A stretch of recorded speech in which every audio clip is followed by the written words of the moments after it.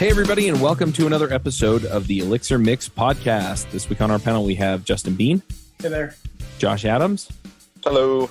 I'm Charles Max Wood from devchat.tv, and this week we have a special guest. That's Bryan Joseph. Hi. Now, Bryan, do you want to give us a brief introduction? Sure. My name is Bryan Joseph. I work for Revelry Labs here in New Orleans, which I'm also from New Orleans. I've been a programmer for about 10 years, and I've gotten into Elixir around 2013 and kind of been in love with it since. Nice. So we brought you on to talk about ElixirScript. You want to give us just a brief rundown of what ElixirScript is for people who aren't familiar with it? Yes. ElixirScript is an attempt to take Elixir and compile it to JavaScript so that you can use it in the browser. Very cool. And you just do that through transpiler? Yeah. So, well, it gets a little complicated, but the way it works now involves taking the Beam files, taking some information out of that, basically the Elixir AST, taking that AST, turning it into the JavaScript AST, and then turning that JavaScript AST into JavaScript code. Yeah, that sounds complicated. Yeah, it's, for the most part, the process is relatively simple, except for, I don't know, never mind. I mean, you had to write a lot of the standard library, though, right? Oh, yeah. So that's one of the things in the first version of it, I had to do. The first version of it was pretty hacky in that ElixirScript would take actual Elixir files, take the code, change that into the Elixir AST, and then go through that process from there that I described before. Sometime earlier last year, 2017, I was talking with Jose, basically trying to figure out what to do next with things, because I kind of hit a wall with that whole process.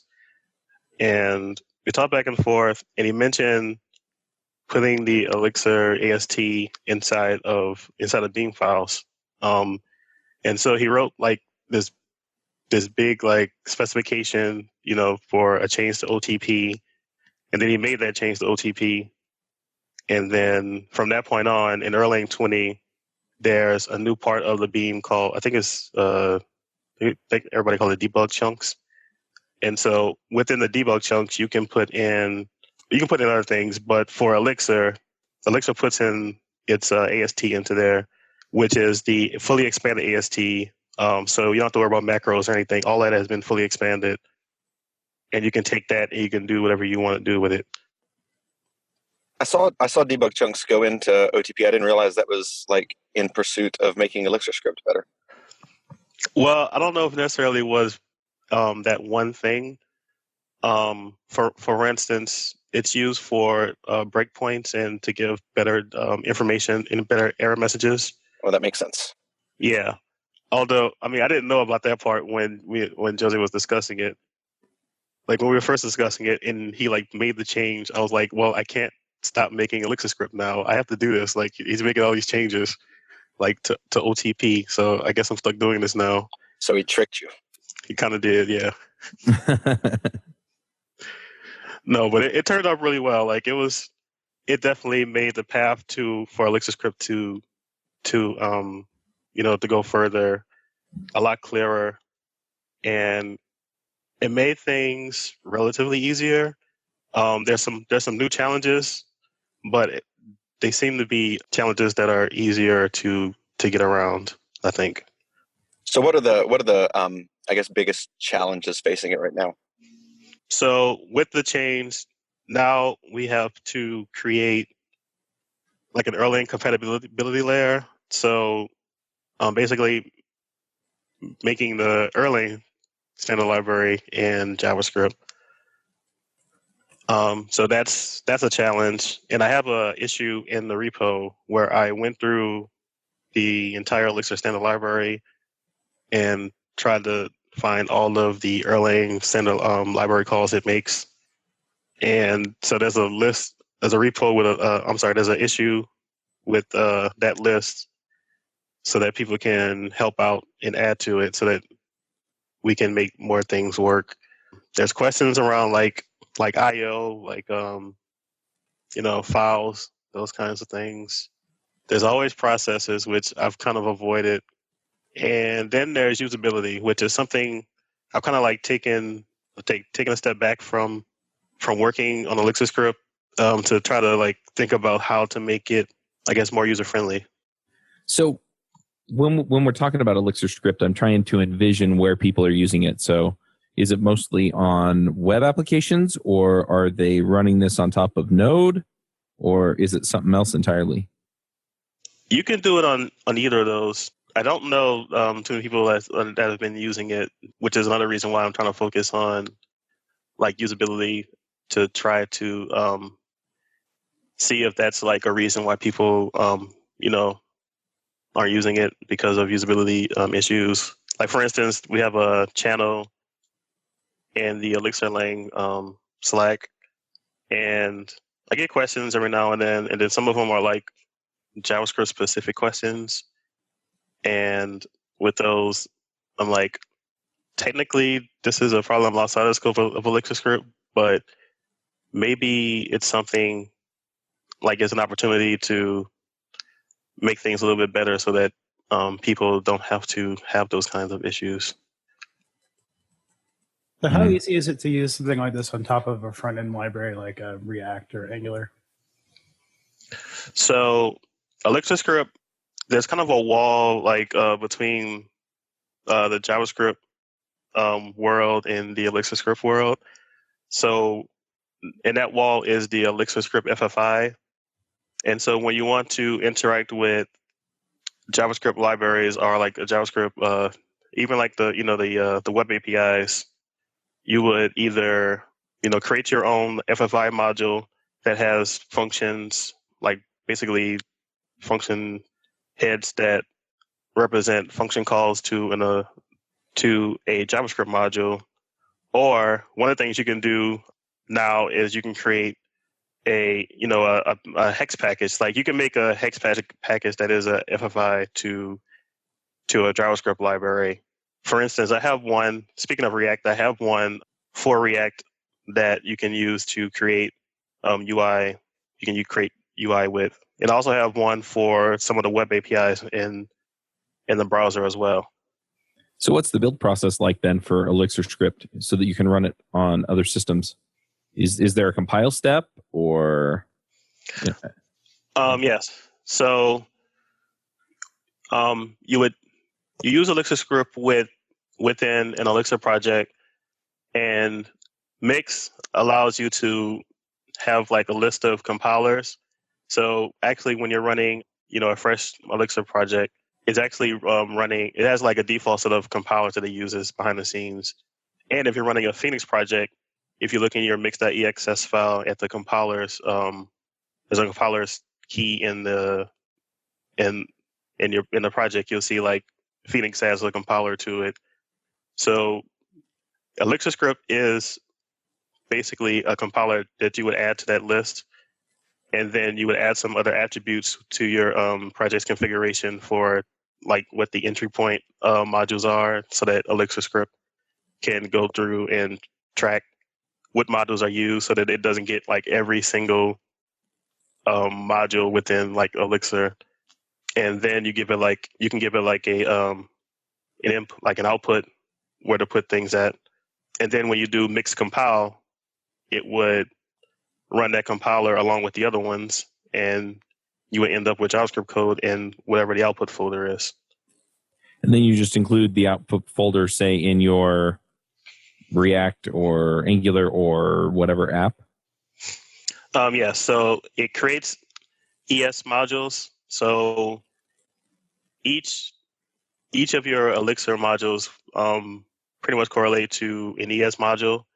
So you can take whatever the entry module, like the ES module is, and you can include that into like the entry point to your application or wherever you want to use, Elixir functions. And from there, you just call it just like you would call standard JavaScript. Yeah, that makes sense. What's the most ambitious ElixirScript project you're aware of? I see that you have a to-do app. Is there do you know of someone who's doing something more ambitious with it? I don't know. That's another one of my goals, is to actually like make a project that like, is bigger than just a to-do application, I integrated it into like one of my like existing projects or whatever, so that there is like a real world example. Right now, I don't know of any. If anybody has any, please let me know. Was there like a pain point that you're trying to solve with this, or did you just want to write everything in the stack in one language? There was no pain point at all. It was more of a curiosity thing. So let me see. This is maybe 2015, I think. I picked up Chris McClure's book, Metaprogramming Elixir. And at that point, I had it in my mind about transpiling Elixir to JavaScript based off of ClojureScript. Transpiling Clojure to JavaScript. Right. And so looking at Chris McClure's book, Metaprogramming Elixir, I saw, that was the first time I got an idea of like how macros work, the Elixir AST, all of that. And so it just, I had some time off and I just started going down this like rabbit hole of seeing if it was possible to do something. And I saw that it was, and I just kept going with it. Gotcha. Yeah, it's always nice to have a project like that to kind of pick up a more abstract concept like macros and ASTs. Yep. Right. And so it's been something that I probably worked way too much on.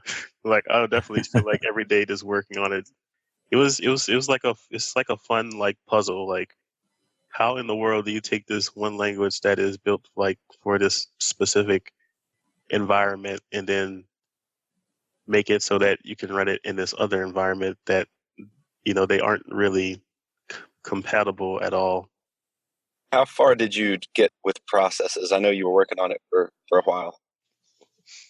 Yeah. So there is a library if anybody wants to use it in JavaScript that I created. It's in the ElixirScript organization. I think it's called Processes, where I took some inspiration from a couple of places, like I think ClojureScript's implementation of Core Async and some other things, and made a process library that it has a scheduler.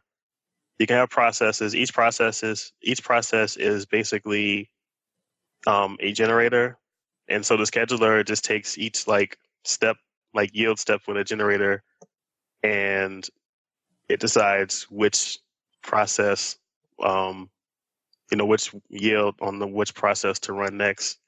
So it's kind of like I guess a fair scheduler or whatever. And so that kind of works in the JavaScript world, but I haven't figured out a way how to like inject that within ElixirScript. So that's kind of where I'm at with that. Do you have any plans to move this over to WebAssembly? I've been looking into WebAssembly, and it's something that's come up a lot recently, and I am trying to figure out how to do that. Like maybe it'd be a good idea to do the Erlang's standard library part, having that into WebAssembly. I just wonder like what changes would have to happen within ElixirScript, what changes would have to happen within Elixir, and then sometimes I wonder if like some of these changes should happen within OTP, like if WebAssembly should be like a target for OTP. Right. And so the answer is I don't know. There's a lot of places you can eject, in like take that compilation step, and then there's like the state of WebAssembly, which is there's a long way to go before you can do a lot with it. Mm-hmm. So I'm always looking into it, but right now, no. So I see that you have an ElixirScript React repo. I think Josh shared that in the chat. One thing that I'm curious about is, does this lend itself more toward the models that React uses versus, say, Angular or Vue, which seem to be the other big players in the JavaScript framework space? I think so. So I wrote that kind of looking more into what Elm does, basically. So if you look at the examples there, they kind of look a lot like things you do in Elm. That did pique my interest. Yeah. I would think they would be more useful for things like, React.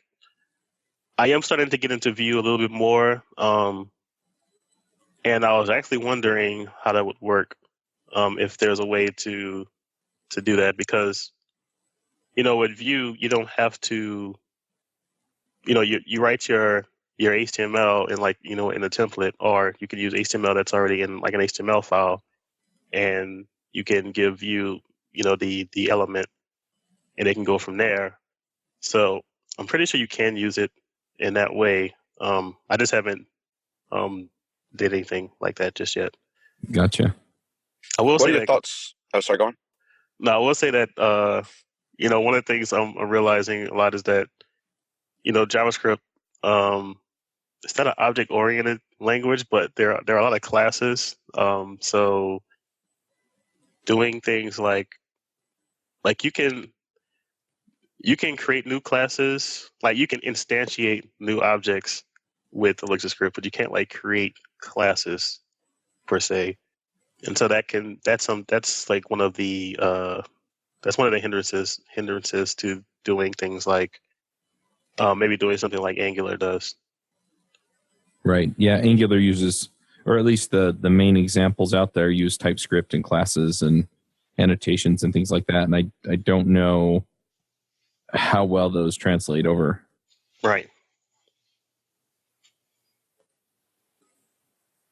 But Vue, I think, is pretty flexible that way. So I don't see why you shouldn't be able to jump in that way. Yeah, when I write React, I pretty much prefer everything to just be a function as well. So I don't see it being a real big hindrance on the React side. I'm curious, you mentioned the usability was like where you're spending your brain time right now. I wonder if you have kind of a general high-level outline of like things that you're considering. I think the big thing is possibly requiring like Node to be, something that ElixirScript requires. I've been avoiding it for the longest. One of the things I had to do with ElixirScript was I had to create a library that would take, the JavaScript AST and turn it into JavaScript code. There are definitely libraries in Node that already do that. But I had to, if I didn't want to have a requirement on Node, then I had to build one in Elixir. The reason I say Node is in order to use something like Webpack maybe, or some of those JavaScript tools to take the output and bundle it up in certain ways so that people don't have to worry about doing it themselves, like setting up Webpack or Babel or any of that kind of stuff themselves, and just having something that returns JavaScript in a format that's usable immediately. Yeah, I mean, my gut says if somebody's coming for ElixirScript, then they're comfortable enough with Node that having it as a dependency isn't really a problem. I hope so. Because I'm really thinking about doing it. Yep. So that's the big thing as far as usability. Just getting around, just having, to not have people, run into, JavaScript issues, and basically not having them complain to me about it. One solution to that is you can just be really abrasive anytime someone complains. I can. I've been told I should try not to avoid conflict. I don't know. I know it's a big issue. Even in the JavaScript world itself, you have Webpack, which I'm perfectly fine with, but I do know there's issues with it, to the point where there's now other things like Parcel that takes away all those things so that you can just get up and running quickly. Yeah, the latest Webpack does a pretty good job of that, though. It does, and I'm glad it's getting better. Is there a Webpack plugin for ElixirScript? There was at one point with the old way of that compilation work, but with the new way, there isn't really a way to use ElixirScript outside of a mixed project. So no. One other thing that I've seen, for example, with Opal, which translates Ruby to JavaScript, and I'm trying to think, I think there's a Python one, I can't remember what it's called, but there are a handful of these out there that translate one language and basically transpiles it into JavaScript. And a lot of those, they have limitations. There are things that if you're very familiar with the base language, in this case Elixir, there are going to be things that you cannot do with the JavaScript version. Are there some of those things that are going to throw people off with ElixirScript if they're very deeply knowledgeable about Elixir? I think the only limitation is processes, honestly. So you can't use those. And there's also, so you can't use, Erlang functions. Technically, you can use the ones that are defined within the, Erlang compatibility layer, but don't do that. Let's see, what else? So yeah, processes. Processes. Sorry, you can go on. No, processes, OTP, and Erlang functions basically are the things that when you're writing ElixirScript you can't use. Yeah, I was going to say, like, the idea of having supervisors and gen servers is kind of that would be pretty fantastic to be able to build my JavaScript applications in that style that I'm very familiar with. It would be. Maybe one day it can happen. Can you not even fudge that on Node, where you'd spin up a new JavaScript process? There are things you can do in Node, but I don't go to Node for sort of reliability. and that's kind of what this is about. So I don't know. Yeah. So I think that's the thing, is that's why that process library uses generators, because the model that Erlang uses, it isn't based on how many threads you have or whatever. It's it's scheduling functions, and it can do that whether it's like one thread or like 18 threads. Ultimately, you just have some number of schedulers that get the work distributed to them. Right. So I think it's possible with enough work. And like I've done some experiments, and sometimes it makes me think, is this a good idea? But I would think the biggest hurdle is like the concept of what are they called, reductions, right? Like everything, and I don't really know how you would map like. The way that the Erlang scheduler works is the virtual machine tracks reductions, and it seems like it would be a ridiculous amount of effort to get that sort of same thing going on in your scheduler.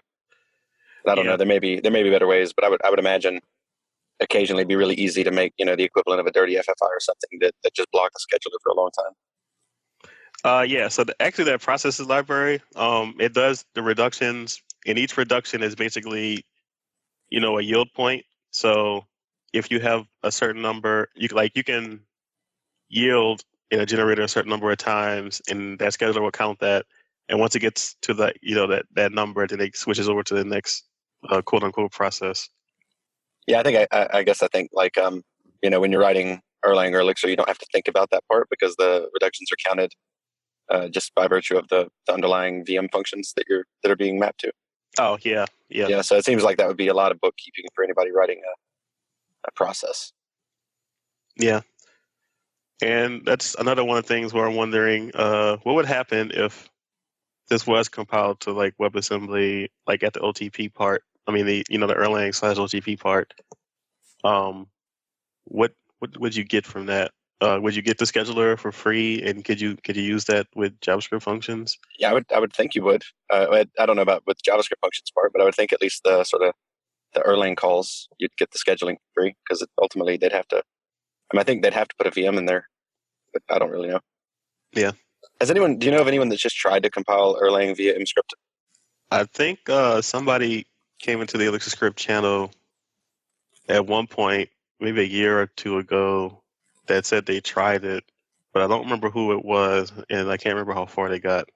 So basically, some person somewhere tried it. I don't know anybody else who has. I just posted a link to someone named Ivan Kozik, who was mentioning in the Emscript issue that he couldn't compile Erlang in 2016. So maybe, I don't know, maybe the same guy. It might be. Was there anything else that we should have asked that we didn't? I have another question, which is unrelated to ElixirScript, and that is broadly, what are you most interested in aside from ElixirScript right now? Like, what are you working on project-wise that tickles your fancy? Oh, so right now, I think the biggest project I'm kind of interested in is Stellar. Like, I'm not too big in the cryptocurrencies, but Stellar is the first one that I actually understand, and the API seems like it's something that you can use today. And so it's something also my company is getting into as well. And so I'm writing an Elixir client for the Stellar API, and also I have that, and that's available on Hex. And what I'm trying to do right now with it actually is have a way to post transactions, like build up they call it XDR that it uses. So build that up in like, some kind of Elixir friendly way, and then post that. So Stellar, like the Elixir Stellar client, that's one thing I'm into right now. And then I'm always into geospatial things. So I have the library Geo. That's actually was my very first Elixir package ever created. And it's used by a lot of people, and we're using it here at my job now a lot. So and most of my career has actually been like around geospatial things, and so I'm always interested in that. Very cool. If you write ElixirScript, do you generally test it with JavaScript testing tools or Elixir testing tools? Oh, both. I'm glad you brought that up. So the last version I put out, I kind of wanted a testing story around ElixirScript. So one of the things that I did in the last version was create like a testing framework for ElixirScript.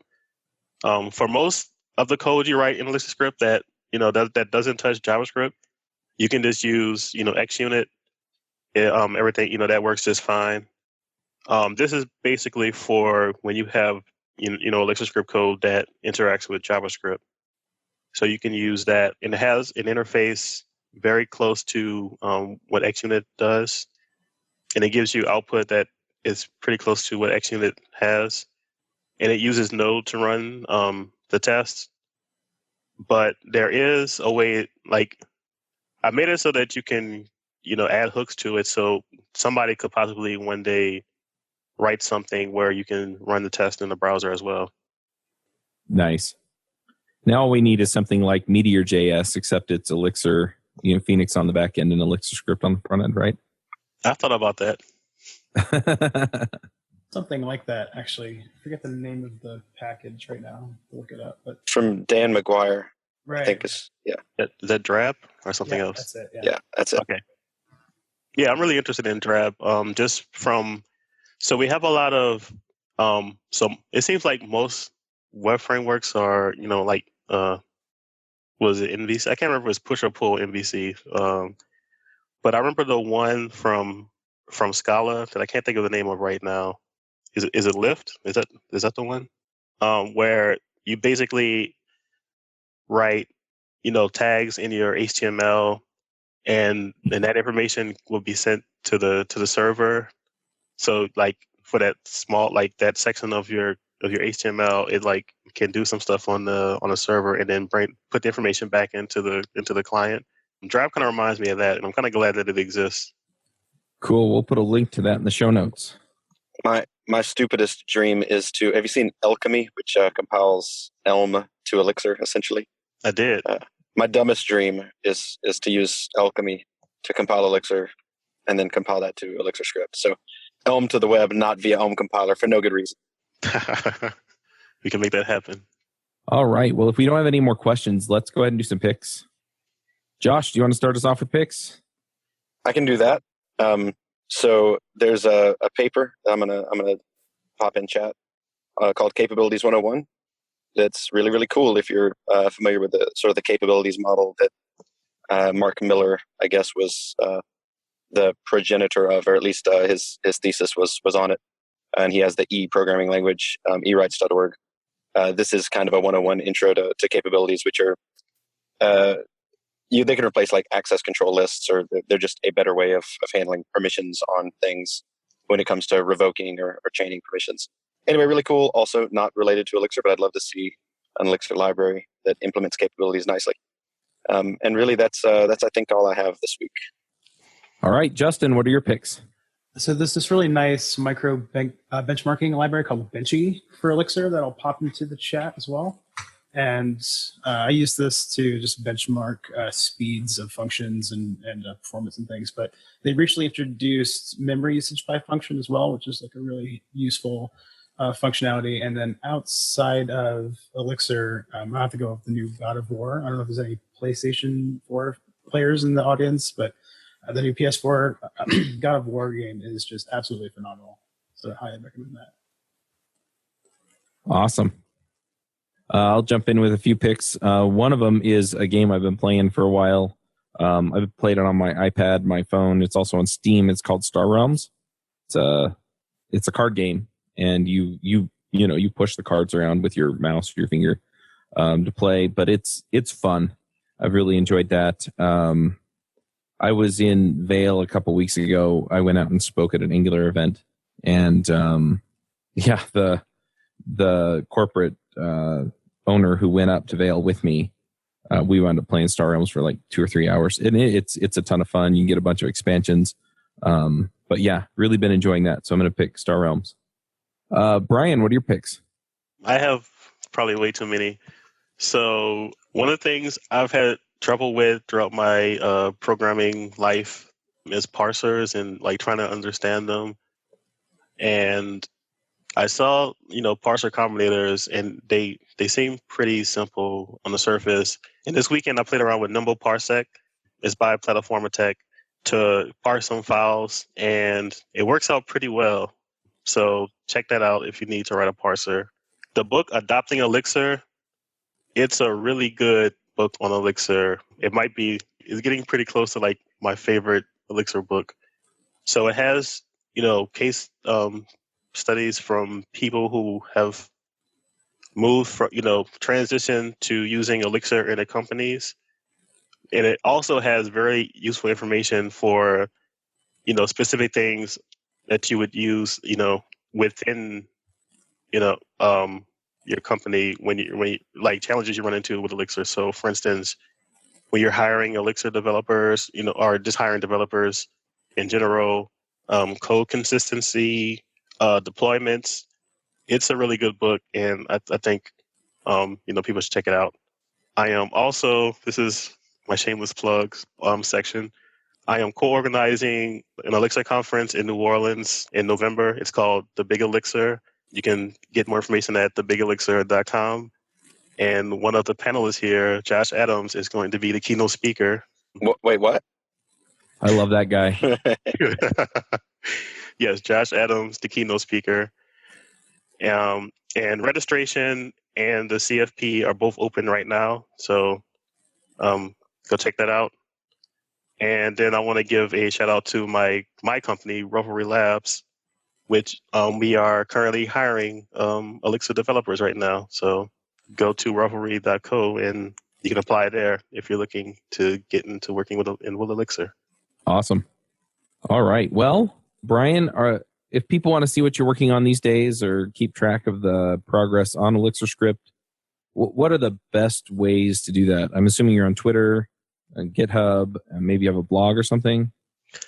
Mostly Twitter and GitHub. Like I have a blog, but I literally set it up and never wrote in it. So that's what a blog is. Yeah. So Twitter, twitter.com/BryanJOS and GitHub.com/BryanJOS. So that's Twitter, GitHub, and you can catch me in like the Elixir Slack as well. Nice. All right. Well, let's go ahead and wrap this one up. Thank you all for coming. It's been a pleasure. Oh, thank you for having me. And we will catch you all next week. Bandwidth for this segment is provided by CacheFly, the world's fastest CDN. Deliver your content fast with CacheFly. Visit CACHEFLY.com to learn more.